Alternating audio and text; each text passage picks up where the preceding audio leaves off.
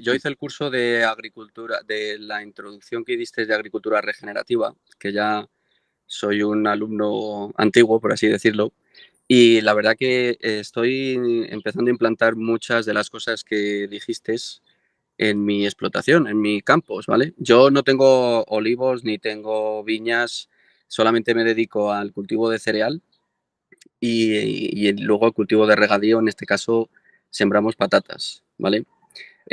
Hace 4 o 5 años me di cuenta de que el suelo que estábamos trabajando, que es heredado de mi padre, vamos, mi padre sigue trabajando conmigo, pero yo me di cuenta que las cosas que se estaban haciendo en ese tipo de agricultura, pues los resultados eran, como tú habrás comprobado en tus fincas, pues era mediocre, ¿vale?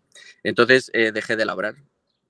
Yo la verdad que quiero comentarte que ese curso de introducción a la agricultura regenerativa me ha ayudado mucho, me ha ayudado muchísimo y estoy notando una mejoría en mis suelos muy grande.